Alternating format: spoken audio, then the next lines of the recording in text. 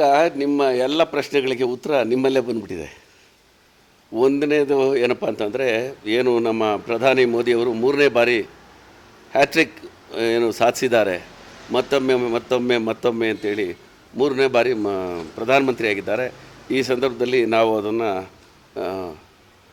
ಪಕ್ಷ ಏನು ನಾವು ಅವರು ಅಲಯನ್ಸ್ ಪಾರ್ಟಿ ಆಗಿ NDA ಆಗಿ ನಾವು ಸ್ವಾಗತ ಮಾಡಲೇಬೇಕಾದ್ದು ನಮ್ಮೆಲ್ಲರ ಕರ್ತವ್ಯ. ಜೊತೆಗೆ ಸಹಜವಾಗಿ ಅವರು ಜನರಿಂದ ಗೆದ್ದು ಬಂದಿದ್ದಾರೆ, ಹಾಗಾಗಿ ನಮಗೆ ಭಾಳ ಸಂತೋಷ.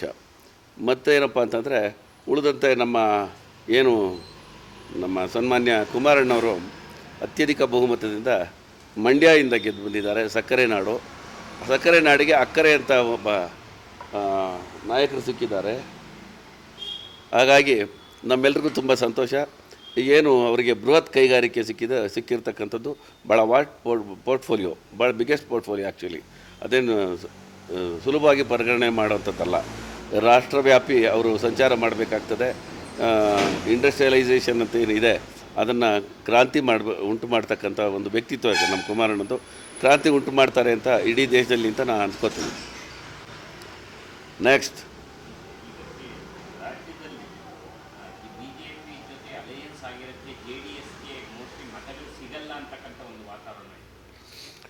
ಅದು ವಾತಾವರಣ ಇತ್ತು ಅಂತ ನೀವೆಲ್ಲ ಹೇಳ್ತಿದ್ದೀರಿ, ಅಥವಾ ಕಾಂಗ್ರೆಸ್ಸಿಗರು ಹೇಳ್ತಿದ್ರೇನೋ ಗೊತ್ತಿಲ್ಲ ನನಗೆ. ಇದು ಕಾಂಗ್ರೆಸ್ಸಿಗರ ಒಪಿನಿಯನ್ ಅಂತ ಅದ್ಕೋತೀನಿ.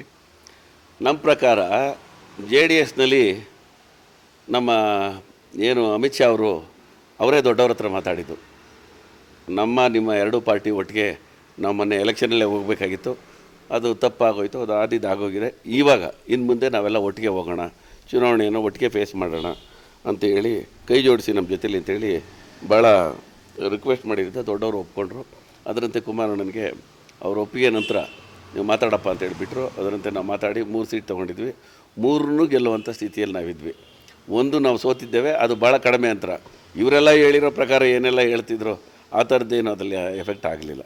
ಹಂಗೆ ಎಫೆಕ್ಟ್ ಆಗಿದ್ರೆ 1.5 ಲಕ್ಷನಾದರೂ ಬರಬೇಕಾಗಿತ್ತಲ್ಲ ಅವ್ರಿಗೆ ಲೀಡು. ಬಂದಿರೋದು ಬರೀ 45,000 ಮಾತ್ರ.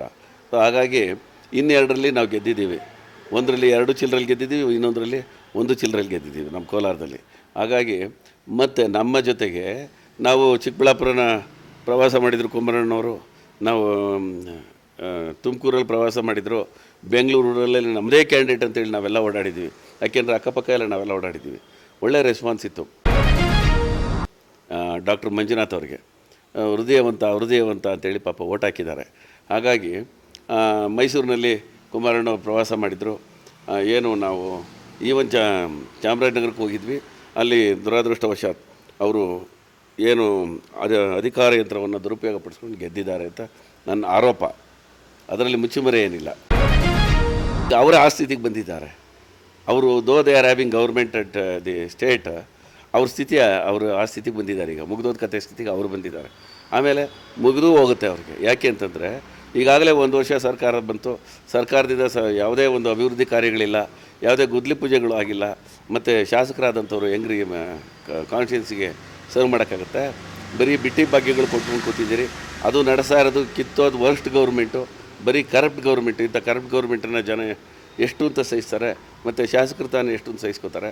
ಹಾಗಾಗಿ ಅವರವರಲ್ಲೇ ಬರುತ್ತೆ ಎಲ್ಲ, ಅವರವರಲ್ಲೇ ಬಂದು ಅವ್ರ ಸರ್ಕಾರವೇ ಪತನ ಆಗುವಂಥ ಸ್ಥಿತಿ ಬರ್ತದೆ. ಇನ್ಮೇಲೆ ಶುರು ಆಗ್ತದೆ ನೋಡಿ, ಗೊತ್ತಾಗುತ್ತೆ. ನಾವು ಅವರು ಒಟ್ಟಿಗೆ ಹೋಗೋದು ಅಂತೇಳಿ ತೀರ್ಮಾನ ಮಾಡಿದ್ದೀವಿ. ನಮ್ಮ ಬೆಂಗಳೂರಿನ ನಗರದ ಕಾರ್ಪೊರೇಷನ್ ಚುನಾವಣೆ ಆಗಲಿ, ಇಡೀ ರಾಜ್ಯದಲ್ಲಿ ತಾಲೂಕ್ ಪಂಚಾಯತಿ, ಜಿಲ್ಲಾ ಪಂಚಾಯತಿ ಅಥವಾ ಈವನ್ ಪಂಚಾಯತಿ ಮಟ್ಟದಲ್ಲಿ ಕೂಡ ನಾವು ಹೊಂದಾಣಿಕೆ ಮಾಡಿಕೊಂಡು ಈ ಚುನಾವಣೆಯನ್ನು ನಡೆಸ್ತೇವೆ. ಮತ್ತು ನಾವು ಅದರಲ್ಲಿ ಸಕ್ಸೀಡ್ ಆಗೋದಕ್ಕೆ ಕಾರಣವೂ ನಿಮಗಾಗಲೇ ಗೊತ್ತಾಗಿದೆ.